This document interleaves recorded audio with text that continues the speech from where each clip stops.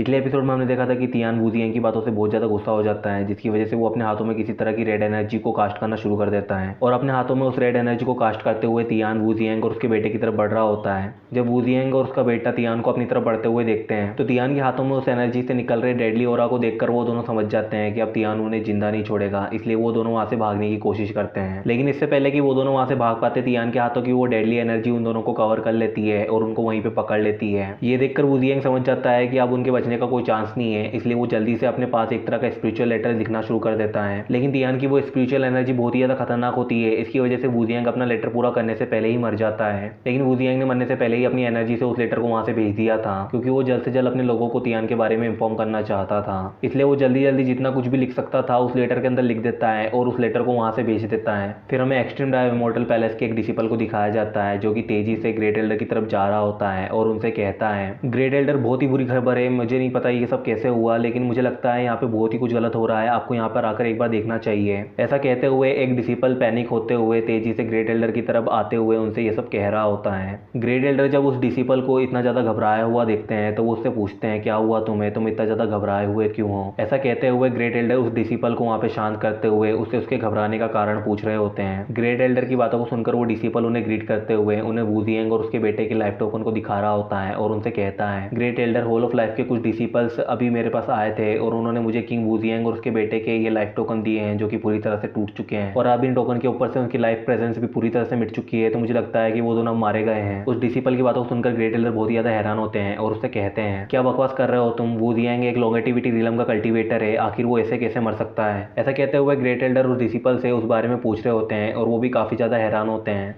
लेकिन तभी उनके पास वू जियांग का स्पिरिचुअल मैसेज उनकी तरफ उड़ते हुए आता है, जिसको देखकर वो तुरंत ही उसे अपने पास खींच लेते हैं और उसे पढ़ना शुरू कर देते हैं। और जब ग्रेट एल्डर उस लेटर के अंदर देखते हैं तो उस लेटर के अंदर जिनजियान एकेडमी लिखा होता है, जो देखकर वो बहुत ही ज्यादा गुस्सा हो जाते हैं और अपने आसपास अपनी एनर्जी को कास्ट करना शुरू कर देते हैं, जिसकी वजह से उनके शरीर से स्पिरिचुअल फ्लेम्स बहना शुरू कर देती हैं, जिसकी वजह से ग्रेट एल्डर के हाथ में वो स्पिरिचुअल लेटर भी चलना शुरू हो जाता है और उस लेटर को देखते हुए ग्रेट एल्डर कह रहे होते हैं, तो ये सब जिनजियान एकेडमी से जुड़ा हुआ है। मैंने ऐसा कभी नहीं सोचा था कि तुम हमारे एक्सट्रीम डाइव इमॉर्टल पैलेस के खिलाफ कुछ ऐसा करने की सोचोगे, लेकिन लगता है तुम लोगों में अभी भी काफ़ी हिम्मत है। कोई बात नहीं, तुमने जो किया है उसका बदला मैं खुद लूंगा और तुम्हें इसकी भारी कीमत चुकानी होगी। ऐसा कहते हुए ग्रेट एल्डर तुरंत ही अपने पैलेस से वहां से निकल जाता है और वू जियांग डायनेस्टी की तरफ जा रहा होता है, क्योंकि वू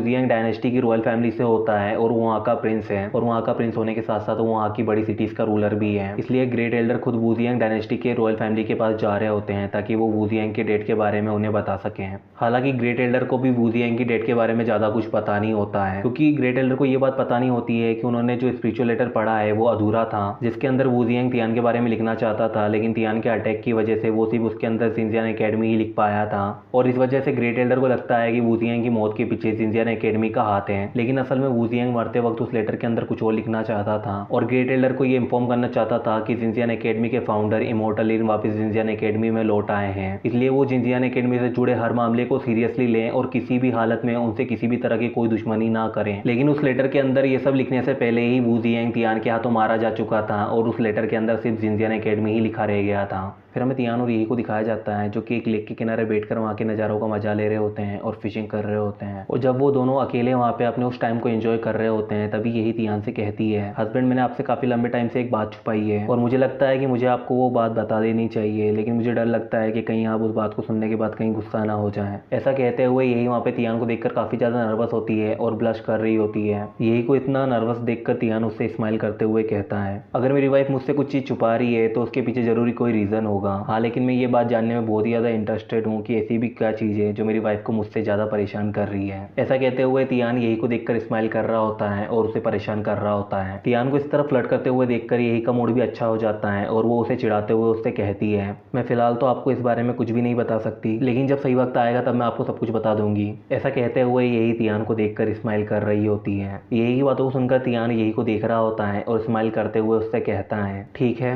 अगर वाइफ अभी इस बारे में कोई बात नहीं करना चाहती तो कोई बात नहीं। ऐसा कहते हुए तियान वहाँ पे स्माइल कर रहा होता है। तियान की बातों को सुनकर यही तुरंत ही उसके पास में आ जाती है और उसे बाइट करते हुए उससे कहती है, हस्बैंड, मुझे आपसे एक प्रॉमिस चाहिए, जब मैं आपको वो बात बताऊं तब आप गुस्सा नहीं होंगे और मुझे आप वैसे ही प्यार करेंगे जैसे आप मुझे अभी करते हैं। ऐसा कहते हुए यही वहाँ पे तियान को बाइट करते हुए उसे प्रॉमिस करने के लिए कह रही होती है। यही को इस तरह एक्ट करते हुए देखकर तियान वहाँ पे स्माइल करते हुए उसे हाँ कह देता है और उसे प्रॉमिस प्रॉमिस कर देता है। यही जब वहाँ पे तियान का प्रॉमिस सुनती है तो वो बहुत ही ज़्यादा खुश हो जाती है। फिर वो दोनों वहाँ पे फिशिंग करना शुरू कर देते हैं और फिशिंग करते हुए वो दोनों वहाँ पे काफ़ी ज़्यादा एंजॉय कर रहे होते हैं। हालांकि यही मन में ही सोच रही होती है, हस्बैंड मैं आपसे कुछ भी जानबूझकर छुपाना नहीं चाहती, क्योंकि मुझे डर लगता है कि अगर मैंने इस बारे में कुछ भी कहा तो हमारी ऑर्डिनरी लाइफ पूरी तरह से डिस्टर्ब हो जाएगी और हमारा हस्बैंड वाइफ रिलेशनशिप भी काफ़ी ज़्यादा अफेक्ट होगा। इसलिए मुझे आपको ये सब बताने से काफ़ी ज़्यादा डर लगता है। हालांकि मैं जानती हूँ कि अभी नहीं तो बाद में मुझे आपको अपनी आइडेंटिटी के बारे में बताना ही पड़ेगा, और अगर तब सब कुछ सही रहा तो हम दोनों हस्बैंड वाइफ इमोर्टलिटी के लिए कल्टीवेट करेंगे और हमेशा साथ रहेंगे। क्योंकि एक इमोर्टल बनने के बाद मैं ऐसे बहुत से तरीकों को जानती हूँ जिससे मैं आपकी स्पिरिचुअल बॉडी को बहुत ही ज़्यादा स्ट्रॉन्ग बना सकती हूँ, जिससे आप आसानी से एक इमोर्टल एम्परर या एक इमोर्टल गॉड बन सकते हैं। इसलिए मैंने ये फैसला लिया है कि जब मैं आपको अपनी आइडेंटिटी के बारे में बताऊंगी तब मैं आपको किसी भी चीज़ के लिए मजबूर नहीं करूंगी, क्योंकि मैं ये अच्छी तरह जानती हूँ कि मेरी आइडेंटिटी को जानने के बाद हम बिल्कुल भी एक नॉर्मल लाइफ नहीं जी पाएंगे। लेकिन मैं हमारे हस्बैंड वाइफ रिलेशनशिप को बिल्कुल भी अफेक्ट नहीं करना चाहती हूँ। इसलिए मैंने अपना मन बना लिया है, जब मैं आपको अपने बारे में बताऊंगी तब मैं अपनी पूरी कोशिश करूंगी आपको मनाने की, ताकि आप मुझे वैसे ही एक्सेप्ट कर सकें जैसे कि मैं हूँ। और इसीलिए मुझे इस सब चीज़ों को सोचकर काफ़ी ज़्यादा डर लगता है कि अगर आपने मुझे एक्सेप्ट करने से मना कर दिया तो मुझे नहीं लगता मैं आपके बिना जी पाऊंगी। ऐसा कहते हुए यही वहाँ पे तियान को अपनी आइडेंटिटी बताने के बाद होने वाली चीज़ों की पॉसिबिलिटीज़ के बारे में सोचकर परेशान हो रही होती है। फिर हम यही को देखते हैं जो कि तियान के कंधे पर सर रखकर ये सब सोच रही होती है और वो मन में ही कहती है, हस्बैंड मैं आपको अपनी आइडेंटिटी बताने से डरती हूँ, इसलिए मैं जब तक इमॉर्टल नहीं बन जाती तब तक मैं अपनी इस ऑर्डिनरी लाइफ को ऐसे ही जीना चाहती हूँ, फिर चाहे ये मेरी ज़िंदगी का आखिरी दिन ही क्यों ना हो। और मन में ये सब सोचते हुए यही वहाँ पे तियान के साथ अपने उस मोमेंट को फील कर रही होती है। फिर कुछ टाइम बाद तियान वहाँ पे उसके पास के ट्री के कुछ फ्लावर्स को तोड़ता है और उन्हें यही के सर पे सजा रहा होता है। जब यही तियान को इस तरह खुद की केयर करते हुए देखती है तो वो काफ़ी ज़्यादा खुश होती है और तियान को देखकर वो ब्लश कर रही होती है। और तियान वहाँ पे ऐसे ही यही की केयर करते हुए उसे फिर वहाँ पे एक सॉन्ग सुनाना शुरू कर देता है और तियान के उस सॉन्ग को सुनकर यही भी वहाँ पे बहुत ही ज़्यादा खुश होती है। हालांकि तियान वहाँ पे उस सॉन्ग को कहते हुए मन में कुछ और ही सोच रहा होता है और वो कहता है, मेरी अब तक की लाइफ में मेरे पास ऐसी कई सारी इमॉर्टल गॉडेस और ब्यूटीज आई हैं जिन्होंने मेरा साथ पाने के लिए मुझे रिझाने की कोशिश की है, लेकिन उनकी खूबसूरती उनकी आंखों में बसी लालच को कभी भी छुपा नहीं पाई, इसलिए मेरी कभी भी उनके साथ कोई बात बनी ही नहीं और इसीलिए मैंने अब तक की सारी जिंदगी सिर्फ ताकत के पीछे भागने में ही गुजार दी। ऐसा कहते हुए तियान वहाँ पे उसकी डिमोनिक लाइफ के बारे में सोच रहा होता है और अपने बारे में ये सब सोचते हुए तियान वहाँ पे खुद से कहता है कि उसकी इस उलझी हुई लाइफ को उसकी वाइफ ने कितना ज़्यादा खूबसूरत बना दिया है और जब से वो उसकी वाइफ से मिला उसका प्यार उसकी वाइफ के लिए बढ़ता ही गया और जब ये सब हुआ तब वो और कुछ नहीं कर पाया सिवाय उसकी वाइफ को और ज़्यादा प्यार करने के। ये सब सोचते हुए तियान वहाँ पे बहुत ही ज़्यादा खुश होता है और स्माइल करते हुए वो यही को देख रहा होता है और यही को देखते हुए तियान वहाँ पे रियलाइज़ करता है कि उसकी वाइफ उसकी लाइफ में कितनी ज़्यादा इंपॉर्टेंट है। और ये सब सोचते हुए तियान को वहाँ पे फील होता है कि उसकी वाइफ ही उसकी लाइफ है और वो जानता है कि उसकी वाइफ ही उसकी लाइफ का वो ट्रेजर है जिसे उसे हमेशा प्रोटेक्ट करना है। और ये सब सोचते हुए तियान और यही काफ़ी ज़्यादा खुश होते हैं और एक दूसरे के साथ क्वालिटी टाइम बिता रहे होते हैं।